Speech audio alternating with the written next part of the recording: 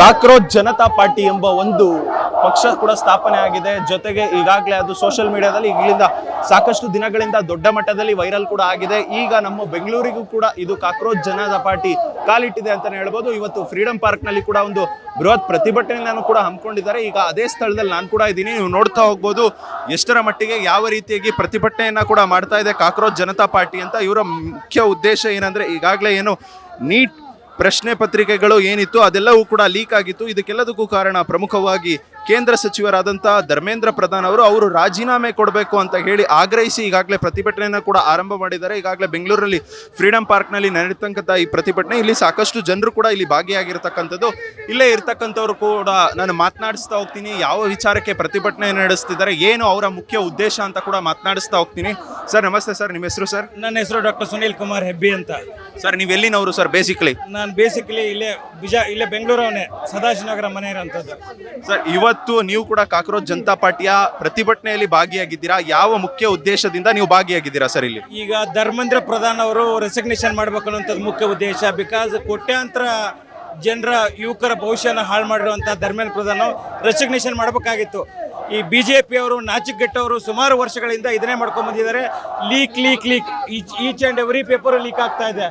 Resignation ಮಾಡಲೇಬೇಕಾಗಿದೆ. Resignation ಮಾಡಿದ್ರೆ ಮತ್ತೆ June 4ಕ್ಕೆ ಡೆಲ್ಲಿಯಲ್ಲಿ ನಾವು ಪ್ರೊಟೆಸ್ಟ್ ಮಾಡ್ತಾ ಇದ್ವಿ. ಬೇರೆ ಯಾವುದೋ ಸಿಟಿಗಳಲ್ಲೆಲ್ಲ ಪ್ರೊಟೆಸ್ಟ್ ಮಾಡ್ತಾ ಇದ್ವಿ. ಸರ್ ಈಗ ನಿಮ್ಮ ಪ್ರತಿಭಟನೆ ಇರತಕ್ಕಂಥದ್ದು BJP ಪಕ್ಷದ ವಿರುದ್ಧವೋ ಅಥವಾ ಸಚಿವರ ವಿರುದ್ಧವೋ ಅಥವಾ ಕಾಂಗ್ರೆಸ್ ಇದು ಕಾಕ್ರೋಚ್ ಜನತಾ ಪಾರ್ಟಿಗೆ ಬೆಂಬಲಿಸಿನೋ ನಿಮ್ಮ ಪ್ರತಿಭಟನೆ? ನಮ್ಮದು ಪ್ರತಿಭಟನೆ ಬಂದ್ಬಿಟ್ಟು, ಈಗ ನಮ್ದು ಕಾಕ್ರೋಚ್ ಜನತಾ ಪಾರ್ಟಿ ಅಂತ ಒಂದು ಪೊಲಿಟಿಕಲ್ ಪಾರ್ಟಿ ಅಲ್ಲ, ಅದೊಂದು ಸಟೈರ್ ಪಾರ್ಟಿ. ನಾವು BJPನ ಯಾಕೆ ವಿರೋಧಿಸ್ತಾ ಇದೀವಿ ಅಂದರೆ, ಅವ್ರು ಲೀಕ್ ಮಾಡ್ತಾ ಇದ್ರೆ, ಪೇಪರ್ನ ಲೀಕ್ ಮಾಡಿ ಜನರ ಭವಿಷ್ಯ ಹಾಳು ಮಾಡ್ತಾ ಇದ್ರೆ, ಆ ಕಾರಣಕ್ಕಾಗಿ ನಾವು ಪ್ರೊಟೆಸ್ಟ್ ಮಾಡ್ತಾ ಇದ್ದೀವಿ. ಸರ್ ಈಗ ಇನ್ನು ಮುಂದಿನ ದಿನಗಳಲ್ಲಿ ಒಂದು ವೇಳೆ ಏನಾದರೂ ನಿಮ್ಮ ಆಗ್ರಹ ಏನಿದೆ ಅದು ಧರ್ಮೇಂದ್ರ ಪ್ರಧಾನ್ ಅವರು ರಾಜೀನಾಮೆ ಕೊಡಬೇಕು ಅಂತ, ಒಂದು ವೇಳೆ ಅವ್ರು ಕೊಡದೆ ಹೋದ್ರೆ ನಿಮ್ಮ ನಡೆಗಳು ಹೆಂಗಿರುತ್ತೆ ಮುಂದೆ? ಖಂಡಿತವಾಗ್ಲೂ ನಾವು June 4ಗೆ ಡೆಲ್ಲಿಯಲ್ಲಿ ಪ್ರೊಟೆಸ್ಟ್ ಮಾಡ್ತಾ ಇದ್ವಿ. ಧರ್ಮೇಂದ್ರ ಪ್ರಧಾನ್ ರಾಜೀನಾಮೆ ಕೊಡದೇ ಇದ್ರೆ ಮೋದಿ ಅವರು ರೆಸಿಗ್ನೇಷನ್ ಕೊಡಬೇಕಾಗುತ್ತೆ. ಕಾರಣ ಬಹಳಷ್ಟು ಲಕ್ಷಾಂತರ ಜನ, ಕೋಟ್ಯಾಂತರ ಮಕ್ಕಳ ಭವಿಷ್ಯನ ಹಾಳು ಮಾಡಿದ್ದಾರೆ.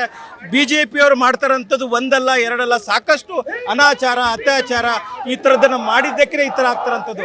ನಾನು ಬರೀ BJPನ ಮಾತ್ರ ಬ್ಲೇಮ್ ಮಾಡ್ತಾ ಇಲ್ಲ.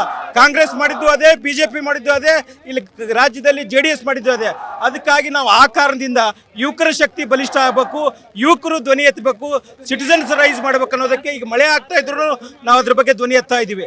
ಮತ್ತು ಅದು ಒಂದೇ ಅಲ್ಲ, ಆ್ಯಸ್ ಅ ಡಾಕ್ಟರ್ ಆಗಿ ನಾನು ಹೇಳ್ತಾರಂಥದ್ದು, ಮೊನ್ನೆ 5 ಜನ ಹೆಣ್ಣು ಮಕ್ಕಳು ಯಾನಕ್ಕೆ ಆಕ್ಸಿಟೋಸಿನ್ ಇಂಜೆಕ್ಷನ್ ಇಂದ ಅದಕ್ಕೆ ಸತ್ತು ಹೋದ್ರು. ಅದರಿಂದ ಸಾಕಷ್ಟು ತೊಂದರೆ ಆಯಿತು. ಈ ಕಾರಣದಿಂದ ನೋಡಿ, ನಿಮ್ಗೆ ಗೊತ್ತಿದೆ, ಇಲ್ಲಿದೆ ಧರ್ಮೇಂದ್ರ ಪ್ರಧಾನ್ ಅಲ್ಲ ಒಂದೇ ರೆಸಿಗ್ನೇಷನ್ ಕೊಡಬೇಕಾಗಿರುವಂಥದ್ದು, ಇವನ್ ಹೆಲ್ತ್ ಮಿನಿಸ್ಟರ್ ರೆಸಿಗ್ನೇಷನ್ ಕೊಡಬೇಕಾಗಿರುವಂಥದ್ದು. ಏನಕ್ಕೆ 5 ಜನ ಕೋಟಾದಲ್ಲಿ ಆಕ್ಸಿಟೋಷನ್ ಇಂಜೆಕ್ಷನ್ ಕೊಡೋ ಜಾಗದಲ್ಲಿ ನೀರು ಇಂಜೆಕ್ಷನ್ ಕೊಟ್ಟಿರುವಂಥದ್ದು, ಅದಕ್ಕಾಗಿ ಅವ್ರದ್ದು ರೆಸಿಗ್ನೇಷನ್ ಆಗಬೇಕಾಗಿರುವಂಥದ್ದು ಈ ಥರ ಇರುವಂಥದ್ದು. ಹಾಗಾಗಿ ರೆಸಿಗ್ನೇಷನ್ ಮಾಡಬೇಕಾಗಿರೋಂಥದ್ದು ಕರ್ತವ್ಯ. ಈಗ ಇಡೀ BJP ಸರ್ಕಾರ ಆಗಲಿ ಇದೆಲ್ಲನೂ ಮಾಡ್ತಾ ಇದೆ. ಈ ಕಾರಣಕ್ಕಾಗಿ ನಾವು ಮಳೆ ಆಗಲಿ ಚಳಿ ಆಗಲಿ ಮಳೆಯಲ್ಲಿ ತೋರಿಸ್ಕೊಂಡಾದ್ರೂ ಹೋರಾಟ ಮಾಡ್ತಾ ಇದ್ವಿ. ಖಂಡಿತವಾಗ್ಲೂ ರೆಸಿಗ್ನೇಷನ್ ಕೊಡಲೇಬೇಕು. ಸರ್ ಈಗಾಗಲೇ ನಾವು ಕಾಕ್ರೋಚ್ ಜನತಾ ಪಾರ್ಟಿ ಅಂದ್ರೆ ನಾವು ನೋಡಿರ್ತೀವಿ ಕೇವಲ ಯುವಕರು ಭಾಗಿಯಾಗಿರ್ತಕ್ಕಂಥದ್ದು. ನೀವು ಹಿರಿಯರಾಗಿದ್ದು ಕೂಡ ಈ ಪ್ರತಿಭಟನೆಗೆ ಸಾಥ್ ನೀಡ್ತಾ ಇದ್ದೀರಾ. ಯಾವ ಮುಖ್ಯ ಉದ್ದೇಶ? ಕೂದಲು ಬೆಳಗಾಗಿರ್ಬೋದು ಹೊರತಾಗಿ ನಾನು ಯುವಕ ಆಗಿರೋಂಥದ್ದು. ನನಗೂ 43 ವರ್ಷ, ನಾನೇನು ಹಿರಿಯರನ್ನಲ್ಲ, 43 ವರ್ಷ. ಮತ್ತು ಇದಕ್ಕೋಸ್ಕರ ಫೈಟ್ ಮಾಡುತ್ತಿರೋಂಥದ್ದು ಯುವಕರು, ಸೀನಿಯರ್ಸು ನಮಸ್ಕಾರ. ಹೌದೌದು. ಈ ಕಾರಣಕ್ಕಾಗಿ ಯುವಕರು ಅಂತಲ್ಲ, ಯುವಕರೇ ಫೈಟ್ ಮಾಡ್ಬೇಕಾಗಿರೋಂಥದ್ದು. ಈ 40 ವರ್ಷ 50 ವರ್ಷ ಆಗಿರೋಂಥ ಅಯೋಗ್ಯರು ಏನೂ ಮಾಡದಿರೋದಕ್ಕೆ ನಾವು ಫೈಟ್ ಮಾಡ್ತಾ ಇದ್ವಿ. ನಿಮ್ಗೆ ಎಲ್ರಿಗೂ ಗೊತ್ತಿದೆ, ಮಳೆಯಲ್ಲೇ ನಾನು ಕ್ಲಿನಿಕ್ ಬಿಟ್ಟು ಪೇಷಂಟ್ಸ್ ನೋಡೋದು ಬಿಟ್ಟು ಇಲ್ಲಿಗೆ ಬಂದಿರೋಂತಿದ್ದೆ ಫೈಟ್ಗೆ. ಹಾಗಾಗಿ thank you for your support. ಭಾಳಷ್ಟು ಮೀಡಿಯಾಗಳು ಎಲ್ಲ ಸೋಲ್ಡ್ ಆಗಿ ಹೋಗ್ಬಿಟ್ಟಿದ್ದಾವೆ. ಒಂದು BJPಗೂ ಇನ್ನು ಕೆಲವು ಎಲ್ಲ ಆಲ್ಮೋಸ್ಟ್ ಎಲ್ಲ media, Adani media, Ambani media, ಈ ಲೋಫರ್ಗಳೆಲ್ಲ ಸಪೋರ್ಟ್ ಮಾಡಿ ಇಡೀ ಸಮಾಜನ ಹಾಳು ಮಾಡಿಬಿಟ್ಟಿದ್ದಾರೆ. ಇಲ್ಲೇ ಇರ್ತಕ್ಕಂಥವ್ರನ್ನ ಇನ್ನೂ ಕೆಲವೊಂದಿಷ್ಟು ಜನರನ್ನ ಕೂಡ ಮಾತನಾಡಿಸ್ತಾ ಹೋಗ್ತೀನಿ. ಮಳೆ ಇದ್ರೂ ಕೂಡ ಇಲ್ಲೇ ಪ್ರತಿಭಟನೆಯಲ್ಲಿ ಭಾಗಿಯಾಗಿರ್ತಕ್ಕಂಥದ್ದು, ಅವ್ರನ್ನ ಕೂಡ ಮಾತನಾಡಿಸ್ತಾ ಹೋಗ್ತೀನಿ. ಸರ್ ನಿಮ್ಮ ಹೆಸರು? ಸರ್ ನನ್ನ ಹೆಸರು ಮುಜೀಬ್ ರೆಹಮಾನ್ ಅಂತ. ಇವ್ ನನ್ನ ಫ್ರೆಂಡ್ ಅಶೋಕ್ ಮಣಕರ್ ಅಂತ. ಸೊ ಇಬ್ಬರು ಜೊತೆಗೆ ಬಂದಿದ್ದೀವಿ ಈ ಪ್ರೊಟೆಸ್ಟ್ ಮಾಡೋಕ್ಕೆ. The main intention of the protest ಏನಪ್ಪ ಅಂದರೆ, ನಮ್ಮ education minister has to resign. ಅವ್ರು ಎಷ್ಟು ಶೇಮ್ಲೆಸ್ ಅಂದರೆ ಒಂದು ಅಕೌಂಟಬಿಲಿಟಿ ತೊಗೊಳ್ತಾ ಇಲ್ಲ. ಈ ಅಕೌಂಟಬಿಲಿಟಿನ ಅವ್ರನ್ನ ಅವೇರ್ನೆಸ್ಸಿಗೋಸ್ಕರ ನಾವು ಇಲ್ಲಿ ಬಂದಿದ್ದೀವಿ.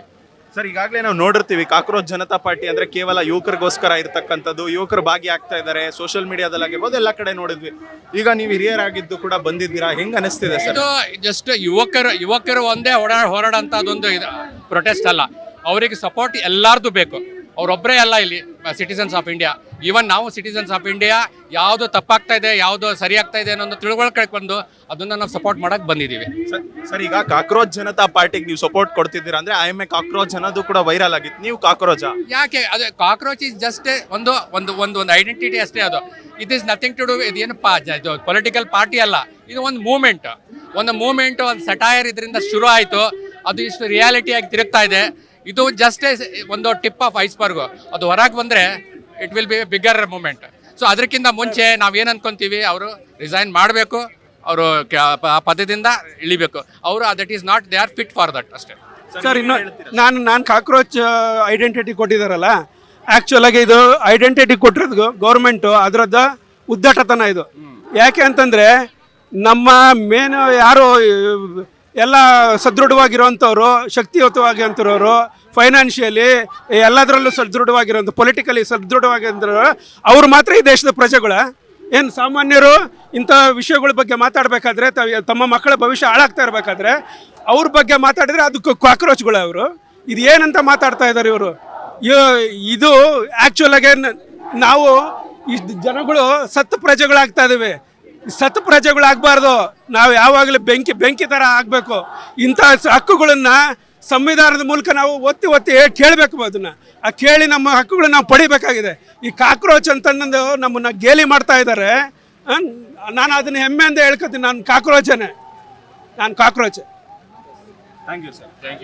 ಎಸ್, ನೀವು ನೋಡ್ತಾ ಇದ್ರಿ ಎಷ್ಟರ ಮಟ್ಟಿಗೆ ಮಳೆ ಇದ್ರೂ ಕೂಡ ಎಲ್ಲರೂ ಕೂಡ ಇಲ್ಲಿ ಪ್ರತಿಭಟನೆಯಲ್ಲಿ ಭಾಗಿಯಾಗಿರ್ತಕ್ಕಂಥದ್ದು. ಇಲ್ಲೂ ಕೂಡ ನಾವು ಸಾಕಷ್ಟು ಸಮಯದಿಂದ ಕೂಡ ಇಲ್ಲೇ ಇದ್ದೀವಿ. ಪ್ರತಿಭಟನೆಯಲ್ಲಿ ನಾವು ಕೂಡ ನೋಡ್ತಾ ಇದ್ವಿ ಎಷ್ಟರ ಮಟ್ಟಿಗೆ ಜನ ಮಳೆ ಇದ್ರೂ ಕೂಡ ಮಳೆಯನ್ನು ಕೂಡ ಲೆಕ್ಕಿಸದೆ ಪ್ರತಿಭಟನೆಯಲ್ಲಿ ಭಾಗಿಯಾಗಿರ್ತಕ್ಕಂಥದ್ದು. ಎಷ್ಟೋ ಪಕ್ಷಗಳ ಸಾಕಷ್ಟು ಬಾರಿ ಪಕ್ಷಗಳ ಏನಾದರೂ ಪ್ರತಿಭಟನೆಗಳಿದ್ರೆ ನಾವು ನೋಡಿರ್ತೀವಿ, ಈ ರೀತಿಯಾಗಿ ಜನ ಸೇರೋದಿಲ್ಲ ಮಳೆ ಇದ್ರೂ ಕೂಡ. ಆದರೂ ಇವತ್ತು ಜನ ಸೇರಿರ್ತಕ್ಕಂಥದ್ದು. ಕ್ಯಾಮ್ರಾಮನ್ ಸೂರ್ಯಪ್ರಕಾಶ್ ಜೊತೆ ಓಂ ವಿವೇಕ್, ಆದಿತ್ಯ ಕಾರ್ಲೆಕರ್, ಅಶ್ವವೇಗ ನ್ಯೂಸ್, ಬೆಂಗಳೂರು.